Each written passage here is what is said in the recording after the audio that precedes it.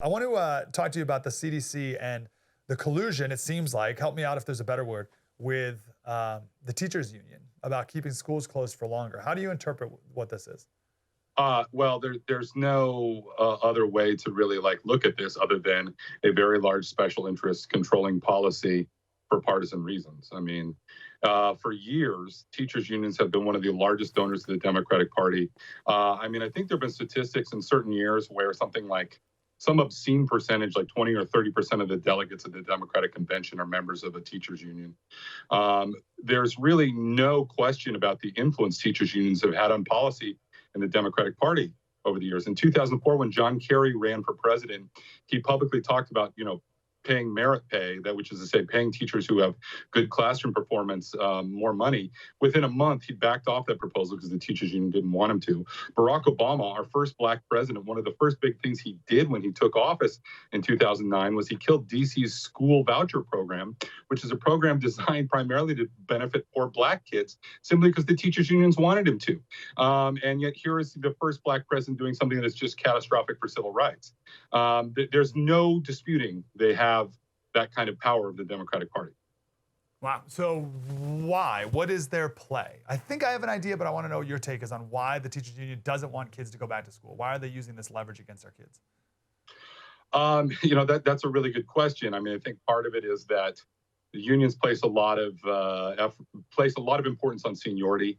Certainly there are older teachers and things like that who are afraid of COVID and should be, because maybe they're in their 50s or 60s, that are, making their voices heard. But the other part of it is I think that it just simply, teaching a few hours a day from home dramatically decreases the workload for teachers. They don't have to go somewhere. They don't have to be somewhere. They don't have to be necessarily even accountable. And if their children have poor, terrible classroom performance, they can at least chalk it up to virtual learning, as opposed to having to be more accountable because they were in the classroom guiding them personally. Really interesting. What do you make of the CDC folks and the Bureau? Well, let me just broad question about them first. What is the CDC? Everywhere I go and I ask people why they're still wearing masks and outside and stuff like that here in California, they always, the CDC says. How should we look at the CDC? Well, the CDC is an agency, of unelected federal bureaucrats, which is not to say that they don't have some people at the CDC that, aren't experts or people that do know what they're talking about. But by and large, they are a political agency that acts at the discretion of the executive, which in this case is Joe Biden. And their guidance should be viewed as such. It's not to say that, maybe there aren't some doctors at the CDC that have some things worth listening to, but by and large, official statements from the CDC should be looked at through the prism of politics. And further, they're our federal agency. They do not have, de facto legislative power on their own.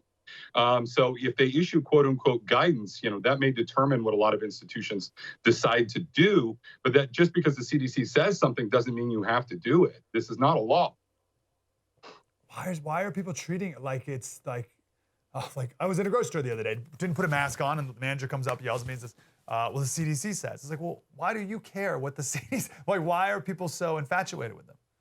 Well, the modern administrative state, aside from projecting this air of authority, it does have, certain authority in narrow areas in terms of issuing, mandates and other things like that businesses have to comply with, or institutions maybe have to comply with, because there is some, down the road fines or, legal backing to it. But by and large, just because they issue an edict about, here's what we recommend that you should do, there's no legally binding thing about it. And further, you have the recourse of appealing to your local and federal elected officials and saying, no, we aren't going to do that. Certainly we've seen states that have done this, where they have decided to, some states have been a lot better about getting kids back in school than others. And, we've seen the proof at this point in time. Kids in private schools have been in class 5 days a week for months now. We know what the risks are for kids in COVID, and they just aren't great. They're not causing big breakouts in the community because kids don't seem to transmit COVID too much. In addition to, in the few times that kids do get COVID, they seem to burn through it very quickly. Wow. That was deep and insightful. I want more of that. Subscribe, get more.